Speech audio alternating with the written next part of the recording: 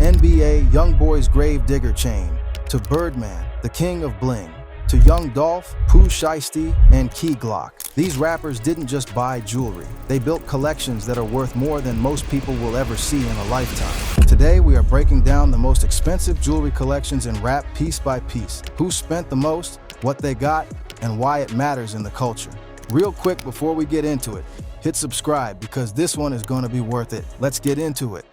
NBA YoungBoy got a jewelry collection worth $10 million, and one of his chains, he only gives it to killers in his camp. I'm not even capping. But before we get to that crazy-ass story, let me break down every single piece this man owns and how he got them. Y'all are not ready for this. So look, NBA YoungBoy, the Louisiana legend himself, went from the streets of Baton Rouge to becoming one of the biggest rappers in the game right now. And with that success came some serious money. We talking about a net worth of over $60 million. Type money where you can buy whatever you want and not even blink. And trust me, homie been spending that bread on some of the most insane jewelry pieces you've ever seen in your life. No cap, this collection is absolutely bonkers. So let's dive into it, starting with his chains. First up, we got his iconic nameplate pendant. Now this ain't just any regular chain, gang. This piece spells out "YoungBoy never broke again" in full, with custom imagery that represents everything he stands for. We talking about a massive diamond-encrusted pendant that catches light from a mile away. What if I told you this chain cost around $75,000? Yeah, 75 bands just for one piece. This was one of his earlier purchases when he really started blowing up in the industry, around 2017 to 2018. The pendant is made with natural white diamonds, and the craftsmanship on this thing is insane. Every letter is perfectly iced out, and the custom imagery includes elements from his brand and his journey from the streets to stardom. Bro, that's actually crazy when you think about it. At like 18, 19 years old, this man was dropping 75 racks on a chain. That's more than most people make in a year. But for YoungBoy, this was just the beginning. This chain became one of his signature pieces, and you'd see him rocking it in music videos, on Instagram, everywhere. It's like his calling card, letting everyone know who he is and where he came from. And next up, we got the legendary 38 baby pendant. Now y'all, this is where things start getting expensive. This chain is named after one of his breakout mixtapes that really put him on the map back in 2016. That 38 Baby project was the one that made people realize this kid from Louisiana was different, that he had something special. So to commemorate that moment in his career, YoungBoy went to Shine Jewelers in Philadelphia. And these are the same jewelers that make pieces for all the biggest names in hip-hop, and he commissioned this masterpiece. We talking about a pendant designed in rose gold and white gold, creating this beautiful contrast that makes the piece pop even more. And the diamonds? Natural VVS diamonds, gang. For those who don't know, VVS means very slightly included, which basically means these are some of the clearest, highest quality diamonds you can get. These stones are flawless to the naked eye. The price tag? A whopping $200,000. $200,000 for one chain. I kid you not, this man dropped the price of a house on his neck. He got this piece around 2018 when he was really cementing his place in the rap game. The detail work on this pendant is absolutely insane. It took the jewelers over 2 months just to complete it because of how intricate the design is. And here's the crazy part. This chain became so iconic that shops all over the internet started making replicas. You can find fake versions of the 38 baby chain everywhere because it's that recognizable. But trust me, ain't nothing like the real thing that YoungBoy got around his neck. That's actually crazy how one piece of jewelry can become that influential in hip-hop culture. Young Thug tribute pendant. But wait, it gets even better. Next, we got the Young Thug tribute pendant, and this one got a special story behind it. See, NBA YoungBoy has always been vocal about his respect for Young Thug. Thugger was one of his biggest inspirations when he was coming up, and they developed a real friendship over the years. Why'd you get Young Thug? Say why? Yeah. I'm a Young Thug myself, and that's my inspiration. That's great. He's really like, his voice is an instrument, literally. His voice is like a real life instrument. What are your thoughts on YB? Top. YoungBoy, yeah, top. Dope. Michael Jackson of the new Bro, school. his shit looks crazy, He's bro. Michael of the new school. He need to drop some music right now. So in 2018, YoungBoy decided to pay homage to his idol in the most extravagant way possible by commissioning a custom pendant of Young Thug's face. And this ain't just some basic portrait pendant. Nah. This piece depicts Young Thug wearing sunglasses and smoking a blunt, and it appears to be modeled after a still from one of Thug's music videos. The attention to detail is insane, gang. What makes this pendant so special is the multicolored VVS diamonds. We got white diamonds, yellow diamonds, different colored stones all working together to create this incredibly detailed portrait. The craftsmanship took over 2 months to complete because the jewelers had to get every single detail perfect. The facial features, the sunglasses, the blunt, everything. The cost? Around $150,000. $150,000 to show love to someone who inspired you. That's the type of respect and appreciation that money can't really buy. But YoungBoy found a way to express it through jewelry. And you know what? Young Thug was honored by it. That's the type of genuine love and respect that exists in hip-hop when it's real. No cap, that's one of the dopest gestures I've ever seen in the rap game. Man, so grateful and just so honored to be able to just like having had those conversations with him way back then, before he even blew. Just having them conversations with him, just like telling him, giving him a few of my opines and like a few steps that I took, a few things to do, like a few things to look into, like certain shit, like just be able to look at this now, just like, bro, that nigga tough, like, Yeah. he's hard, like, Yeah, he going off. he going off. He one of them ones, you know what I'm saying? He got them. He a real one too. You know what I mean? Like, he doing right now, boy. He tough. Yeah. He got him. Yeah, he definitely got it. Respect, love, honor.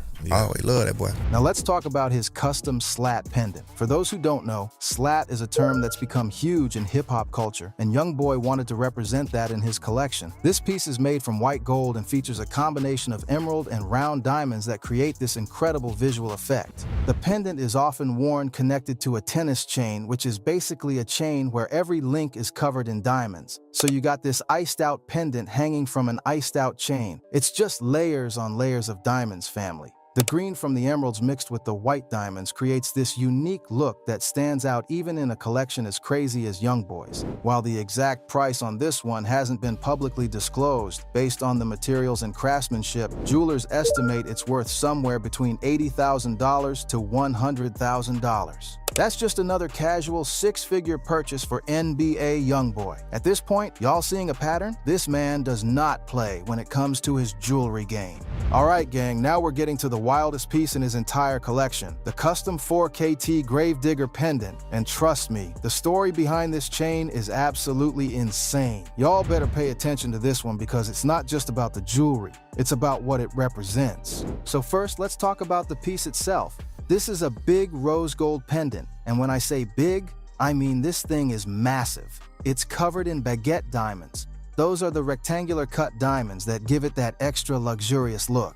The design incorporates motif elements that reference his 4KT brand, 4 Keeps Trey, and his lifestyle. The craftsmanship on this piece is next level, with intricate details that make it one of the most recognizable chains in hip-hop right now. The price? Roughly $250,000. $250,000 for one pendant.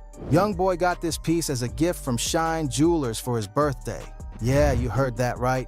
They gifted him a $250,000 chain. That's the type of relationship he has with his jewelers. They know he's a loyal customer who spends millions with them, so they showed love in a major way. But here's where the story gets absolutely crazy, and I'm not even exaggerating. YoungBoy loved the design of this Gravedigger pendant so much that he decided to make more of them. But he didn't just make them to add to his own collection or to sell them. Nah, fam. He made them to hand out to specific people in his circle. And who are these people? The killers in his camp. I'm talking about dudes like NBA, Ben 10, Lil Tim, and others in his crew who have bodies on their name. Let me break it down for you. In NBA, YoungBoy's camp, that Gravedigger chain ain't just jewelry. It's a badge of honor. It's a symbol that you put in real street work. You've taken someone's life for the crew. Bro, that's actually insane when you think about it. Anytime you see somebody in NBA's camp wearing that Gravedigger pendant, you know they've killed somebody to earn that chain. It's not something you can buy. It's not something you can ask for. You gotta earn it through the most extreme actions possible. That chain represents loyalty at the highest and most dangerous level. Lil Tim, for example, he's the one who allegedly took out King Von in that Atlanta shooting back in 2020. After that incident, he was spotted wearing the Gravedigger chain. NBA Ben 10, another member of the crew who's been involved in street activities, also rocks one. These chains are like a uniform for the most dangerous members of YoungBoy's circle. Now I gotta keep it real with y'all. This is some serious dark stuff. We're talking about real violence, real lives lost, real consequences. This ain't a game or something to glorify. But it shows you how deep the street code runs in certain circles and how jewelry and hip-hop can represent way more than just wealth. Sometimes it represents things that are truly dangerous and tragic. What if I told you that jewelers estimate YoungBoy has commissioned at least 5 to 7 of these Gravedigger pendants? At $250,000 each, that's potentially over $1.5 million spent just on chains for his crew. That's the type of loyalty and investment YoungBoy puts into his people. Whether you agree with it or not, you can't deny that's a level of commitment that's rare in the industry. Alright, now let's switch gears and talk about YoungBoy's watch collection because this is where things get really expensive, gang. NBA YoungBoy combines luxury watchmaking with hip-hop flair and his wrist game is just as crazy as his chain game. No cap. Iced out Audemars Piguet skeleton watch.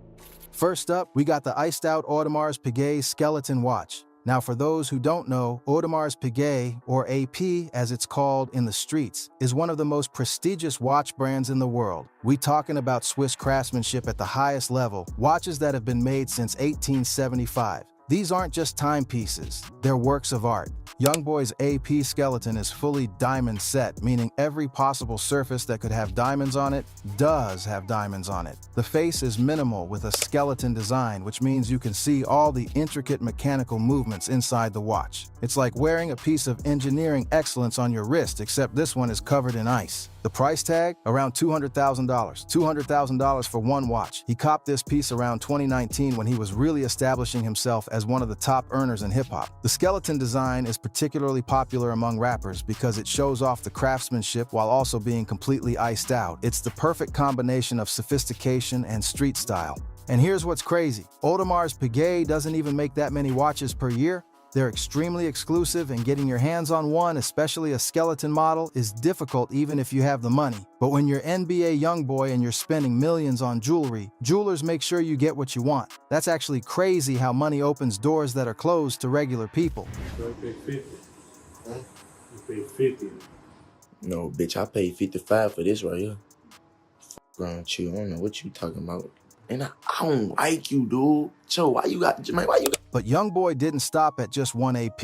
Nah, he got multiple. His next piece is the Audemars Piguet Royal Oak with diamonds. Now, the Royal Oak is the iconic AP model. It's got that distinctive octagonal bezel that's instantly recognizable. When you see that shape, you know it's a Royal Oak. YoungBoy's version is made in white gold and is heavily set with diamonds. We talking about diamonds on the bezel, diamonds on the dial, diamonds on the bracelet. This watch is covered in ice. The Royal Oak is already an expensive watch in its standard form, but when you add all those custom diamonds, the price skyrockets. This piece cost around $50,000, which honestly sounds like a bargain compared to some of his other watches. He got this one around the same time as his skeleton AP, building out his watch collection with different styles. The Royal Oak is more of a classic, timeless piece, while the skeleton is more flashy and modern. Having both shows that YoungBoy appreciates different aspects of luxury watchmaking. The Royal Oak has been worn by everyone from LeBron James to Jay-Z to Drake. It's a status symbol in the highest circles of wealth and success.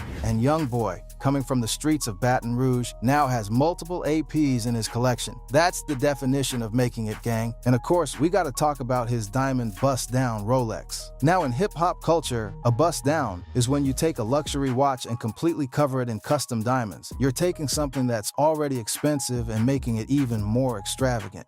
YoungBoy's got Rolex models, likely Datejust or Day-Date styles, that are fully iced out with diamonds on the dial and the band. Every link in the bracelet has diamonds, the face is covered in diamonds, even the crown has diamonds. When light hits this watch, it's like a disco ball on your wrist. These bust-down Rolexes cost around $50,000 each, and YoungBoy has been spotted with multiple different ones. He'll switch them up depending on his outfit or his mood. Sometimes he wants the AP for that high-end luxury feel. Other times he wants the bust-down Raleigh for that classic hip-hop flex. What's interesting about bust-down watches is that they're actually controversial in the watch collecting community. Purists think you're ruining the watch by adding custom diamonds. But in hip-hop culture, it's the ultimate flex. It shows that you have so much money that you can take a $30,000 watch and spend another $20,000 to $30,000 just to add more diamonds to it. That's the type of excess that defines hip-hop luxury, and YoungBoy is all about it. But wait, we're not done yet. YoungBoy's collection goes beyond just chains and watches. Let's talk about his rings and bracelets, because this man ices out everything. His rings are often oversized and heavily diamond encrusted. He's got a 38 baby ring that matches his pendant theme. Same design, same quality diamonds, just in ring form.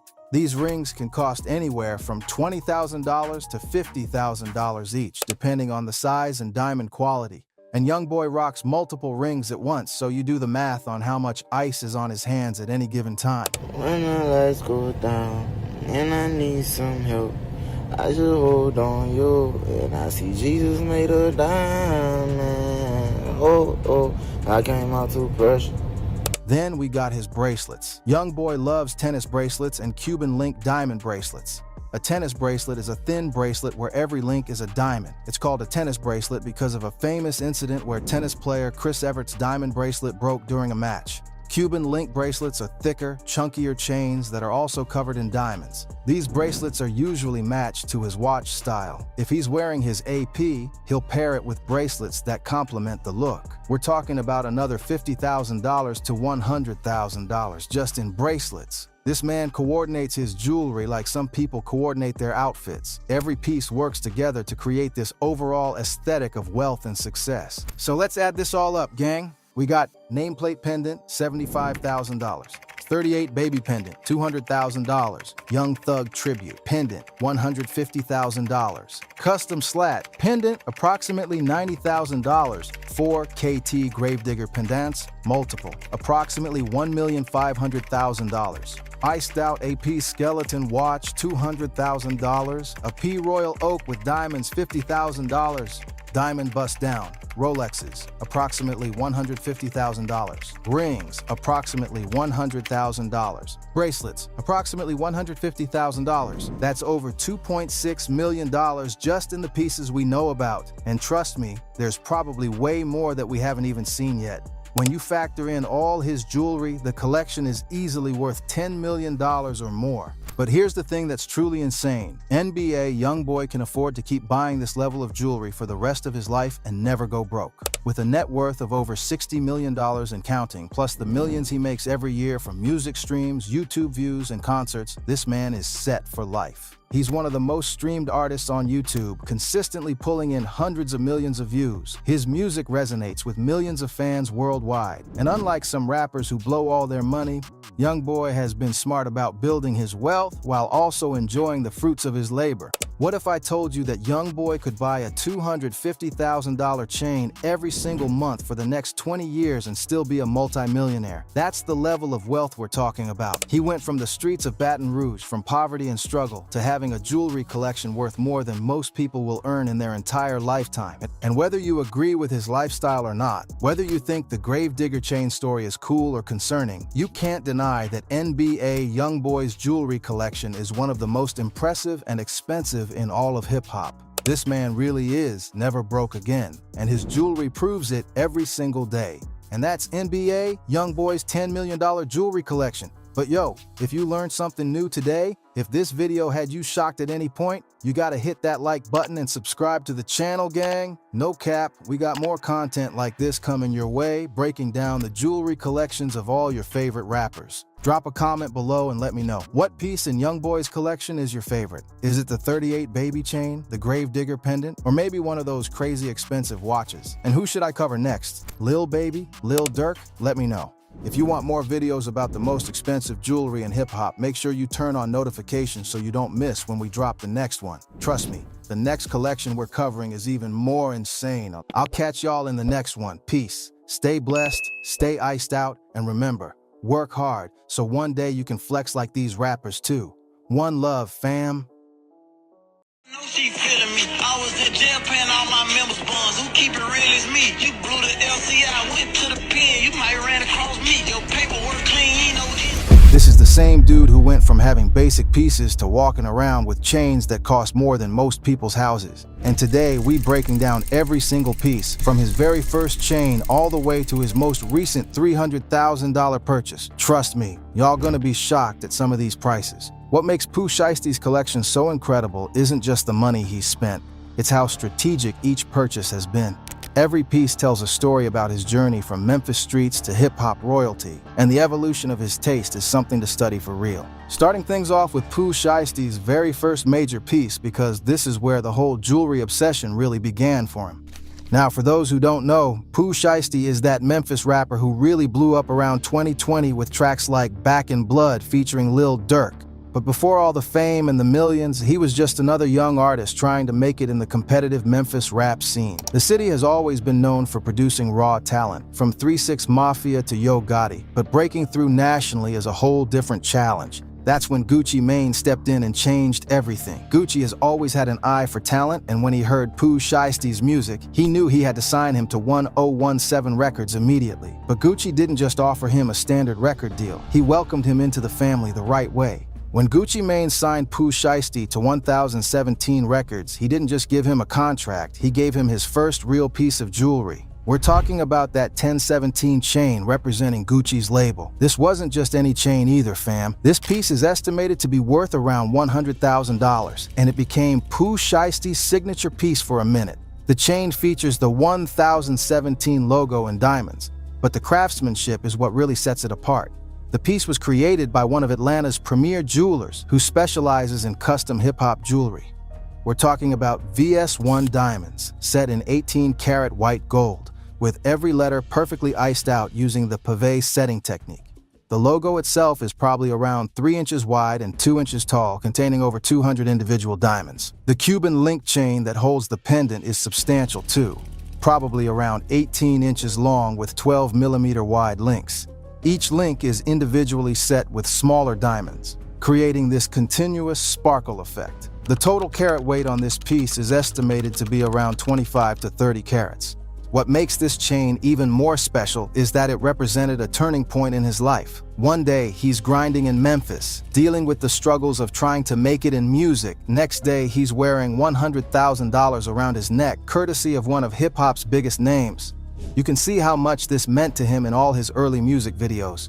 He wore it with so much pride because it validated all his hard work. Before we continue with his jewelry journey, it's important to understand where Pooh Shiesty comes from.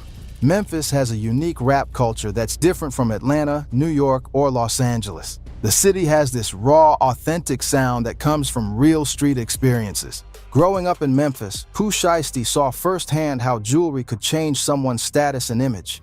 In the South, especially in cities like Memphis, your jewelry game is taken seriously. It's not just about looking good, it's about showing that you've made it out of whatever situation you came from. Now let's talk about how Pooh Shiesty was able to afford all this ice, because at the time his earnings were sitting around $70,000. That might sound like a lot to regular folks, but in the jewelry game, that's barely enough to get you started with the serious pieces. But here's what's crazy. Even with limited funds, Pooh Shiesty was smart about his investments. He knew that image is everything in this game, and having the right jewelry could take his career to the next level. When you're performing at clubs, doing interviews, or shooting music videos, the jewelry you're wearing communicates your success level before you even open your mouth. In hip-hop, there's this unspoken rule that your jewelry should reflect your status. If you're claiming to be successful but wearing basic pieces, people notice. Pooh Shiesty understood this psychology from early on, which is why he was strategic about each purchase even when his budget was limited. After getting that first chain from Gucci Mane, Pooh Shiesty decided to step his watch game up. His first major watch purchase was a Cartier diamond watch worth $40,000. This wasn't just any regular Cartier either, gang. We're talking about a fully iced out Cartier Santos, or possibly a tank model with diamonds covering the entire bezel and dial. Cartier has been making luxury watches since 1904, and their reputation in the watch world is legendary. When you buy a Cartier, you're buying over a century of watchmaking expertise. The specific model that Pooh Shiesty chose features a Swiss quartz movement, which is incredibly accurate and reliable. But what really makes this piece special is the diamond work. The bezel contains probably around 2 to 3 carats of VS1 diamonds, each one individually set by hand. The dial might also feature diamond hour markers, replacing the traditional Roman numerals that Cartier is known for. You could see him wearing this watch in multiple Instagram posts and music videos during this period. The way the diamonds catch the light is absolutely incredible, and it became one of his go-to pieces for important events and photo shoots. In the hip-hop world, your watch game is just as important as your chain game. and this Cartier showed that Pooh Shiesty understood that. The watch features a stainless steel case with a leather strap, but the diamond setting elevates it to a completely different level. For someone who was just starting to build his jewelry collection, this Cartier was a perfect choice because it showed he had taste and wasn't just going for flashy pieces without substance. As Pooh Shiesty started making more money from his music, streaming royalties, and performance fees, he decided to make a major statement. He bought matching big blurred chains for himself and his homie Big 30, and each chain cost $150,000. Y'all, that's $300,000 total on just 2 chains. These weren't your average chains either. The blurred design is all about creating this optical illusion with the diamonds where the whole piece seems to shimmer and move when you look at it. The technique requires incredibly precise diamond setting, where each stone is positioned to catch light at different angles, creating this mesmerizing effect. The chains are made with 18-karat white gold as the base, then completely covered in VVS diamonds. We're talking about probably close to 50 to 60 carats of diamonds per chain. The pendant features their signature design, possibly their initials or a custom logo, and the Cuban link chain itself is probably around 20 to 22 inches long with links that are almost an inch wide. The blurred effect is achieved through a combination of different diamond cuts and setting techniques. Some diamonds are round brilliant cut, others are baguette cut, and they're arranged in a pattern that creates movement and depth. When light hits the piece, different diamonds reflect at different angles, creating this incredible shimmer effect that's almost hypnotic. What made this purchase even more significant is that Pooh Shiesty bought one for Big 32. That's the kind of loyalty you don't see often in this game.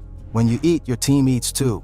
Big 30 has been with Pooh Shiesty since the beginning, and getting matching $150,000 chains was like cementing their brotherhood in diamonds. This purchase also showed that Pooh Shiesty was thinking about his image strategically. Having matching pieces with his crew creates a unified aesthetic that looks incredible in music videos and photos. It shows organization and success at a different level. Now here's where the story takes a turn, and this is probably the most important part of understanding how Pooh Shiesty was able to afford his incredible post-prison jewelry collection. Pooh Shiesty ended up going to prison, but while he was locked up, something incredible happened with his music career that most people don't fully understand.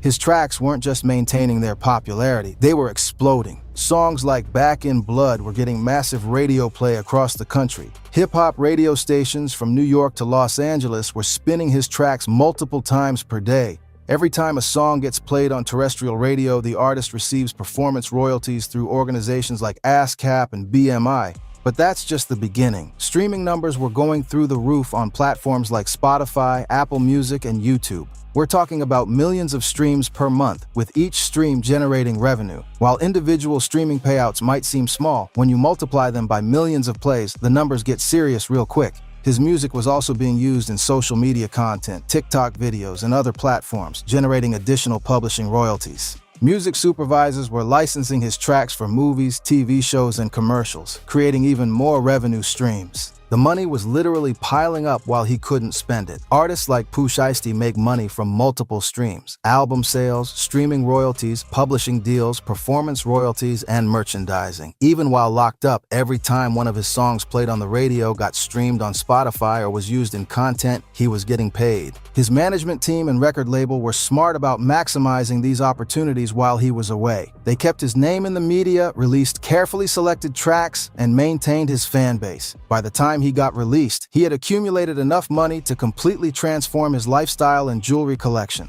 When Pooh Shiesty came home from prison, his first major purchase was a Richard Mille rose gold watch worth $400,000. Y'all, this is when you know someone's money got serious, because Richard Mille watches are in a completely different league. Richard Mille watches are like the Ferrari of the watch world, but even that comparison doesn't do them justice. These aren't just timepieces, they're pieces of engineering art that push the boundaries of what's possible in watchmaking. The brand was founded in 2001 with the goal of creating the ultimate luxury sports watch, and they've succeeded beyond imagination. The rose gold model that Pooh Shiesty copped features their signature tonneau case shape, which is immediately recognizable from across the room. This isn't just aesthetics. The tonneau shape is ergonomically designed to fit perfectly on the wrist while providing maximum comfort during wear. What makes Richard Mille watches so expensive is the incredible technology inside. We're talking about materials borrowed from Formula One racing, aerospace engineering, and cutting-edge manufacturing. The case might be made from materials like carbon TPT, quartz TPT, or forged carbon, substances that are incredibly light but stronger than steel.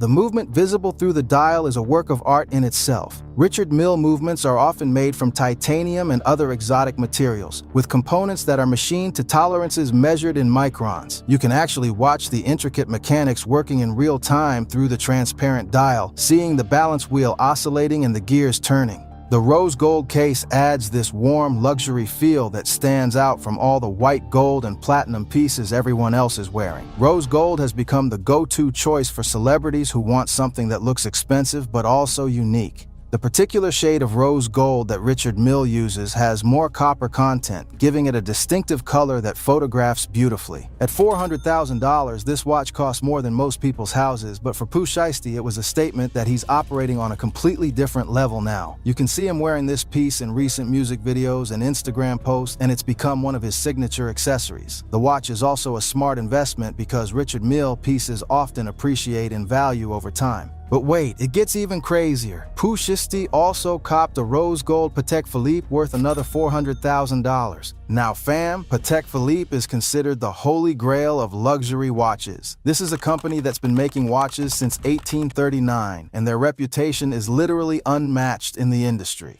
These are the watches that get passed down through generations, and they often appreciate in value significantly over time. When you buy a Patek, you're not just buying a watch, you're buying a piece of horological history. The rose gold Patek that Pooh Shiesty got is probably either a Nautilus or an Aquanaut model, both of which are incredibly hard to get and have massive waiting lists. The Nautilus, designed by legendary watch designer Gerald Genta, is considered one of the most beautiful sports watches ever created. The waiting list for a new Nautilus can be 5 to 10 years, even for established customers. The fact that he was able to get his hands on one shows the kind of connections his jeweler has in the luxury watch world. Patek Philippe is extremely selective about who they sell to, and getting allocation for their most desirable models requires serious relationships in the industry. Patek Philippe movements are entirely hand-finished and can take months to complete. Every component is polished to perfection using techniques that have been passed down through generations of Swiss watchmakers. The complications, like date displays, moon phases, and chronographs, are engineered to work flawlessly for decades or even centuries. The rose gold case on this Patek is made from 18-karat gold that's mixed with copper to achieve that distinctive warm color. The case finishing involves multiple steps of polishing and brushing to create different textures on different surfaces. The dial might feature a unique pattern like the famous tropical dials that Patek is known for. Having both a Richard Mille and a Patek Philippe means Pooh Shiesty is covering all bases in the luxury watch world. The Richard Mille is for when he wants to show off the modern, sporty side of luxury, while the Patek is for when he wants to display classic, timeless elegance. It's like having both a Lamborghini and a Rolls-Royce, different tools for different occasions. Combined, these two watches represent $800,000 on his wrists alone. That's more money than most people will see in their entire lifetime, just sitting on his arms. And hit that subscribe button right quick before we keep going to see his most expensive custom piece yet. Now let's talk about one of his most personal pieces, the custom Shiesty chain that literally has his name on it. This piece cost $300,000 and was created by the famous jeweler Wafi. Wafi is known throughout the hip-hop world for creating some of the most incredible custom pieces. We're talking about chains for Drake, Future, Lil Baby, and other A-list artists. When you go to Wafi, you know you're getting something that nobody else can replicate. His workshop in Atlanta is like a temple for hip-hop jewelry, with master craftsmen working on million-dollar pieces daily. The process of creating a custom piece like this starts with detailed consultations about design, materials, and timeline. Wafi works directly with artists to understand their vision and then translates that into technical specifications for his team of jewelers. The Shiesty chain features Pooh Shiesty's name in his signature font, completely iced out in diamonds. But this isn't just letters. The design incorporates his personal style and aesthetic preferences. The letters are probably around 2 to 3 inches tall, with each one containing hundreds of individual diamonds. The font choice alone probably took weeks to perfect, ensuring it would look good from every angle and photograph well under different lighting conditions. The chain itself is a Cuban link, but it's custom sized to perfectly balance the weight of the pendant. We're talking about probably 18-karat white gold with VS1 diamonds throughout. The Cuban links are probably around 15 millimeters wide, with each individual link containing smaller diamonds set in a pave pattern. The total carat weight on this piece is probably close to 80 to 100 carats when you combine the pendant and the chain diamonds. Each diamond was individually selected for color and clarity, ensuring perfect consistency across the entire piece. What makes this chain special is that it's completely unique to Pooh Shiesty. Nobody else can wear a piece like this because it literally has his name on it. It's the ultimate in personalized luxury, and at $300,000, it's a serious investment in his brand and image. The technical execution of this piece is incredible. The letters had to be engineered to be structurally sound while still looking elegant. The diamond setting required master-level craftsmanship to ensure every stone is secure while maintaining the overall aesthetic. You can see this chain in most of his recent appearances, and it's become his signature piece. When people see that Shiesty chain, they immediately know who's wearing it. But the most recent addition to Pooh Shiesty's collection might be the most impressive of all. A diamond grill from Johnny Dang worth $300,000. Johnny Dang is literally the king of grills in hip-hop. This Vietnamese immigrant came to Houston with nothing and built an empire creating custom dental jewelry for hip-hop's biggest stars. He's created grills for Paul Wall, Travis Scott, Quavo, and countless other artists. When rappers want the absolute best grills, they make the pilgrimage to Johnny Dang's shop in Houston. Now, a $300,000 grill isn't just some basic diamond fronts that you see in regular jewelry stores. We're talking about a complete set, top and bottom, with flawless diamonds covering every single tooth. The process of creating something like this starts with detailed dental impressions and can take months to complete. Each tooth is individually molded to fit perfectly in Pooh Shiesty's mouth, then covered with VS1 diamonds that are hand-set by master jewelers. The diamonds used for grills are cut specifically for dental jewelry, which is different from regular jewelry because they need to be able to handle the unique environment of your mouth, dealing with moisture, temperature changes, and acidity. The grill probably features around 15 to 20 carats of diamonds total, with each diamond individually selected for color and clarity. Johnny Dang's reputation is built on using only the highest quality stones, so every diamond in this grill is virtually flawless. The setting technique is also specialized. The diamonds have to be secure enough to handle eating and talking, but still create maximum sparkle. The base of the grill is made from precious metals, probably platinum or 18-karat gold. That's biocompatible and safe for extended wear in the mouth. The fit has to be perfect because any discomfort would make the piece unwearable. What makes this purchase even more significant is that grills are probably the most personal type of jewelry. You can take off chains and watches, but a grill becomes part of your smile, part of how you express yourself when you talk and perform. For $300,000, Pooh Shiesty is literally changing how his face looks when he speaks. But here's what's really smart about Pooh Shiesty's approach. Many of these pieces are actually investments. Patek Philippe watches often appreciate in value. Richard Mille pieces hold their value extremely well. Custom pieces from renowned jewelers like Wafi become collectible items. What's really incredible about Pooh Shiesty's jewelry journey is how it reflects his career progression and the broader culture of hip-hop success. He went from receiving his first chain as a gift to spending $400,000 on single watches. That's the kind of success story that only happens in hip-hop, where authentic talent can translate into generational wealth. The fact that he was able to accumulate millions while in prison shows how smart his team was with managing his money and career. Instead of his incarceration slowing down his success, it actually gave him time to plan his next moves and return stronger than ever. When he came home and immediately started making these massive jewelry purchases, it sent a message to everyone that prison didn't break him. It made him stronger and more determined to succeed. Pooh Shiesty's jewelry collection represents more than just personal success. It's become part of hip-hop culture. Young artists see what he's wearing and set their own goals accordingly. The pieces he chooses influence trends throughout the hip-hop jewelry world. At the end of the day, Pooh Shiesty's jewelry collection is a testament to what's possible when talent meets opportunity in hip-hop. From that first chain from Gucci Mane to his most recent $300,000 grill, every piece represents a milestone in his journey from Memphis streets to international success. The fact that he's accumulated over $10 million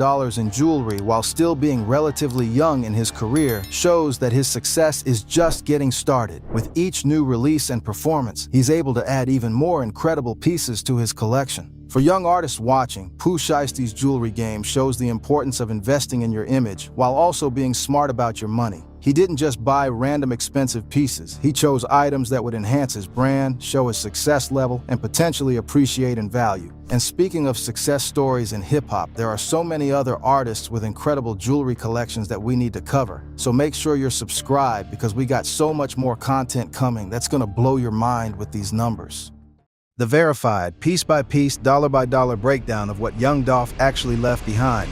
And fam, the number is so crazy that when I first started pulling this together, I had to stop, sit down, and verify every single piece one by one before I even felt comfortable saying it out loud. $12 million in jewelry. Just jewelry. Not his 100-plus properties in Memphis.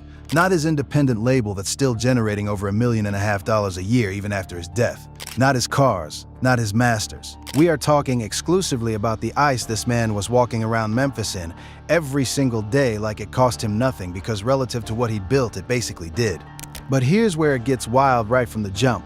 Most people don't even know which pieces make up that number.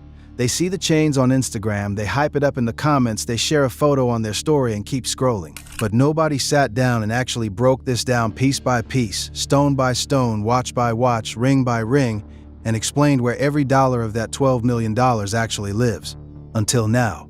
And I promise you, by the time we finish this video, you are going to look at young Dolph completely differently. Not just as a rapper, not just as a Memphis legend, but as one of the smartest, most intentional men to ever move through this industry. Because this collection, it tells a story that his music only scratched the surface of.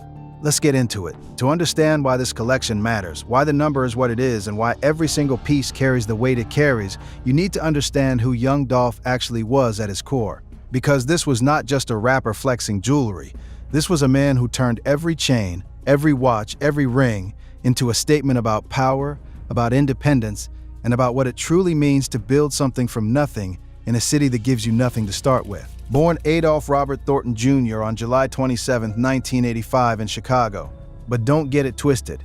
His DNA, his soul, his entire identity was Memphis, Tennessee. Raised in South Memphis by his grandmother after his parents fell into addiction. That's where his story starts. Not in a recording studio, not in a label meeting room, in a neighborhood that was either gonna swallow you whole or forge you into something unbreakable. And Dolph? He got forged. He started rapping in the early 2000s, pressing his own CDs and selling them out of his own hands before he had any infrastructure around him. He dropped his first mixtape, Paper Route Campaign, in 2008. And then instead of doing what every up-and-coming rapper was doing, running to a major label with his hand out hoping someone would take a chance on him, he did something almost nobody was doing at that level. He built his own Paper Route Empire, PRE, a fully independent label where he kept every single dollar, owned every single master recording, signed his own artist, and answered to absolutely nobody. No A&R telling him what to rap about, no label executive cutting his royalties, no distribution deal that owned his catalog for the next 30 years. Just Dolph, his vision, and the relentless work ethic of a man who grew up understanding that the only person you can truly depend on is yourself. Now here's the thing I need you to hold on to, because it connects directly to the jewelry collection we're about to break down. In 2018, at the height of his career when his name was ringing bells across the entire country, a major label came to this man with a $22 million deal. $22 million on the table, one signature away. Dolph said no. He walked away from $22 million because he understood something that most people in this industry never figure out until it's too late. That a one-time check, no matter how big, is never worth trading away ownership. He looked at what he was building, the label, the catalog, the real estate, the brand, and calculated that he'd make more in the long run by staying independent than by cashing that check and handing someone else the keys to everything he'd built. That mentality, that absolute refusal to compromise ownership for short-term money, is the exact same energy that shaped every piece in his jewelry collection. Because Dolph wasn't buying jewelry to impress the industry. He wasn't buying it to stay relevant or because he felt pressure to keep up with other rappers. He was buying it because he actually had the money, he actually owned his income, and every piece he put on his body was a physical, wearable representation of an empire he built with his own hands. On November 17, 2021, at 36 years old, Memphis lost its king. Shot outside Makita's Butter Cookies, a black-owned bakery he genuinely loved, a spot he promoted on his own social media for free because he believed in putting money back into his community. More than 100 shots fired. The city went silent. But what he left behind, that's why we're here today. Now here's where people completely missed the plot. They assumed Dolph's jewelry collection was just a rich rapper doing rich rapper things, buying big, buying loud, buying whatever was trending. But that is not how this man operated in any area of his life, and his jewelry collection was no different. Dolph was building this collection the same way he built Paper Route Empire, strategically, intentionally, with the specific purpose behind every single acquisition. He wasn't walking into a jewelry store and grabbing whatever was in the case. He was going to the absolute best jewelers in the game, Icebox in Atlanta, Johnny Dang out of Houston, jewelers who work with the most elite clientele in hip-hop, and commissioning one-of-one custom pieces that could not be replicated, could not be duplicated, and could not be bought by anyone else even if they had the money. These were bespoke works of art built specifically for one man, and the collection grew quietly over years. That's the other thing people miss. Dolph wasn't announcing every purchase. He wasn't doing jewelry reveals for clout. He added pieces when he wanted to, wore what he felt, and let the collection speak for itself. It wasn't until you sit down and inventory everything, every confirmed police report, every GQ feature, every documented appearance, every credible estimate from jewelers who work at this level, that you realize what he was actually sitting on. Let's start with the watches, because the watches alone will make your jaw drop before we even get to the chains. Dolph had at least 3 confirmed watches that we can put a hard, verified number on, and combined, those 3 pieces represent over $800,000 in value, before we even touch the crown jewel of his watch collection. First, a Patek Philippe, confirmed not by a blog, not by a fan account, but by an actual police report from 2019 when his car was broken into. Valued at $85,000 for a watch is an unimaginable amount of money. For Dolph, that was the everyday carry. That was the watch he put on without a second thought. Second, a Richard Mille, also confirmed by that same 2019 police report. Value, $230,000. 2 watches in the car at a Cracker Barrel in Fairburn, Georgia, casually sitting there while he ate lunch, because that's just how Dolph moved through the world. But the third watch is what separates this collection from everyone else's conversation. His custom Richard Mille RM1103. This is not a watch you can walk into a Richard Mille boutique and purchase. The RM1103 is already one of the brand's most technically complex models, a skeletonized dial that lets you see the movement inside, a chronograph complication that takes master watchmakers years to perfect. Built from materials that Formula One engineers use for their components. The base model is already elite by any standard. Dolph took it further. He had the entire case, bezel and dial, flooded with icy blue and white diamonds. Every surface that could hold a stone has a stone. The white rubber strap is the only part of this watch that isn't covered in diamonds. And honestly, it feels intentional, like the contrast is there just to give your eyes somewhere to rest before they go back to the ice. This watch reportedly cost over $500,000 after customization. $500,000 on his wrist, on a Tuesday, like it was nothing. But here's where it gets crazy, fam. Here's the part that the blogs completely got wrong. Here's the information that's been sitting in plain sight but nobody bothered to actually verify before they started running their mouths. Most people, when they talk about Dolph's jewelry collection, they talk about the chains and they throw out casual numbers, 100,000 here, a couple 100,000 there. And that sounds impressive on the surface. But that is nowhere close to the real number. That is not even in the same area code as what this collection was actually worth. Let me give you the real figure on just one chain. 1. The Sonic the Hedgehog chain. Now hold on, I already know what some of y'all are doing right now. You're smirking. You're thinking this is about to be a punchline. Sonic the Hedgehog? On a chain? That sounds like a gimmick. That sounds like something a rapper does for a viral moment and nothing more. But that reaction, that instinct to laugh, is exactly what Dolph was betting on. Because only a man who is completely, utterly secure in who he is commissions a Sonic the Hedgehog chain as the centerpiece of a multi-million-dollar jewelry collection. Only someone who has fully stopped caring what the industry thinks of him, who dresses for himself and nobody else, who has enough money and enough respect to simply do whatever he wants. Only that man puts Sonic the Hedgehog at the top of his jewelry hierarchy. Icebox in Atlanta spent weeks on this piece. Not days, weeks. They built a fully 3-dimensional Sonic figure. Not flat, not a silhouette, not an engraving. 3-dimensional, sculpted, standing off the pendant like a museum piece. Attached to a fully flooded Cuban link chain. The diamonds used are VVS Clarity with a unique blue hue that you cannot source from a standard jewelry supplier. These are rare stones, sourced specifically for this piece. And Dolph went on record in his GQ jewelry tour and said, in his own words, that this chain makes him feel like a kid again. Not that it makes him feel powerful, not that it signals his status, it makes him feel like a kid again.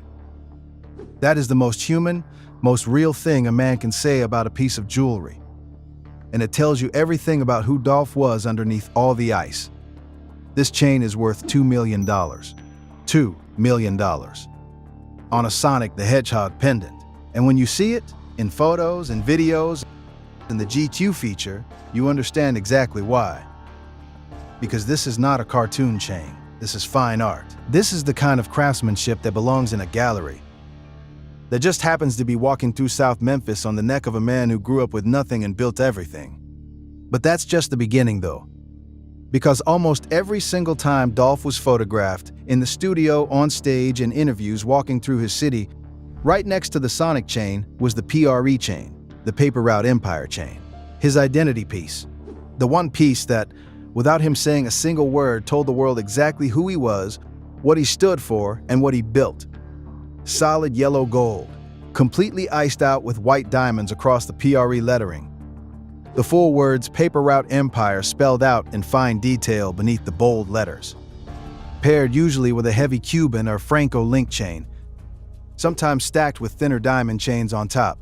The craftsmanship is clean, but it is loud in the best possible way, exactly like the brand Dolph built. This chain is estimated between $500,000 and $1 million, and here's why that range exists. Because the PRE chain wasn't just a chain. It was the physical embodiment of a business decision that made Dolph millions. It was the wearable version of walking away from that $22 million deal. Every time he put that chain on, he was wearing his independence around his neck. You think that piece was priced like a regular custom chain? No cap, fam. Some people in the industry think even the high end of that estimate is conservative. Then there's the Johnny Dang piece, and this one deserves its own moment. If you know anything about hip-hop jewelry culture, you know Johnny Dang, a Vietnamese immigrant who started repairing jewelry at a flea market in Houston, built himself into the most sought-after custom jeweler in rap, and has made pieces for literally everyone at the top of this game. When Dolph commissioned a piece from Johnny Dang, he wasn't just buying jewelry. He was getting something from the man who has made some of the most iconic custom pieces in the history of hip-hop. What Johnny Dang built for Dolph was a fully iced-out three-dimensional cartoon figure, modeled after Dolph himself, fitted cap on his head, chain around his neck, a chain on the chain, which is the kind of detail only a real one appreciates, fresh sneakers on his feet, holding a double cup. And then the micro details that take this piece from impressive to legendary. Tiny glasses, a miniature watch on the figure's wrist, accessories within accessories. Multiple color diamonds, white, blue, pink, yellow, with micro pave setting throughout every inch of the figure. This piece runs between $130,000 and $150,000, and you can feel every dollar of it when you see it up close. And then there's the Icy Smurf chain, which might be the most Dolph piece in the entire collection after the Sonic chain. Blue diamonds covering the Smurf's body, white diamonds on the oversized hat, and on the Smurf's wrist, a rose gold watch. The cartoon character is wearing jewelry. On a piece of jewelry that Dolph wore as jewelry. That layering of detail, that commitment to doing the most at every level, that's Dolph in a single pendant. Experts put this piece between $85,000 and $120,000. And y'all, we still haven't gotten to the rings. Now here's where people really started connecting the dots about how deep this collection ran. And ironically, it took a robbery for the full picture to start coming into focus. While Memphis-based rap artist Young Dolph was in the restaurant for lunch Thursday, somebody broke into his camouflage Mercedes SUV out in the lot and stole nearly $500,000 worth of jewelry. March 2019. Dolph is in Fairburn, Georgia.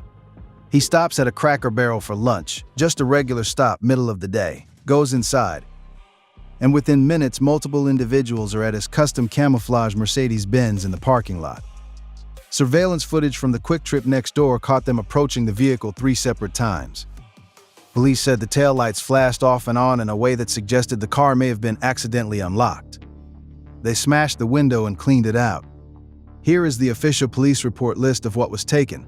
A Richard Mille watch valued at $230,000, a Patek Philippe watch valued at $85,000, a diamond chain valued at $57,000, another diamond chain valued at $27,000, Cartier sunglasses, yes, sunglasses, valued at $24,000, a Glock firearm, a Pirelli backpack worth $300, a MacBook, iPad, AirPods, and $2,000 in cash. Total, nearly $500,000. Gone from a parking lot while the man was eating lunch. Now, here's what I need you to focus on. Not what was taken, what wasn't taken. The Sonic chain, worth $2 million, not in that car. The custom Richard Mille RM1103, worth $500,000, not in that car. The 19-carat diamond ring, not in that car. The pieces that defined him, the pieces that told his story, the pieces that were irreplaceable, those were all safe. What they grabbed was essentially the everyday carry, the watch he put on for a road trip, the chains he threw on for a casual day, the backup sunglasses. The everyday carry was nearly $500,000. Let that sink in for a second, and then ask yourself, if the things he left at home that day were worth more than everything that got stolen combined, what does that tell you about the full scope of this collection? Now let's talk about the rings, because this is where the internet has been the most wrong and the most loud simultaneously, which is a dangerous combination. Dolph had a 19-carat diamond ring. Not 19 diamonds, 19 carats of total diamond weight distributed across a single ring. That is an enormous amount of stone for one piece.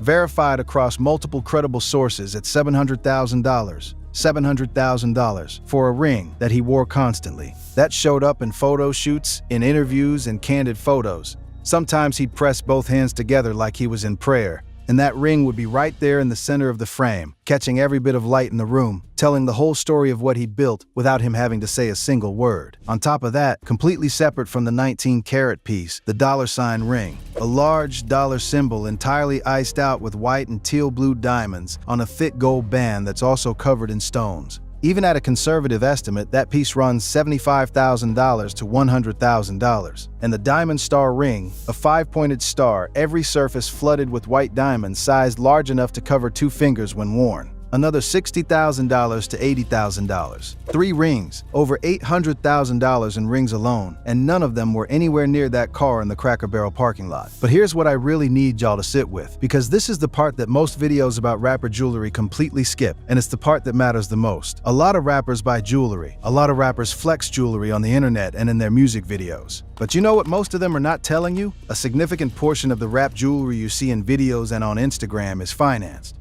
It's on payment plans.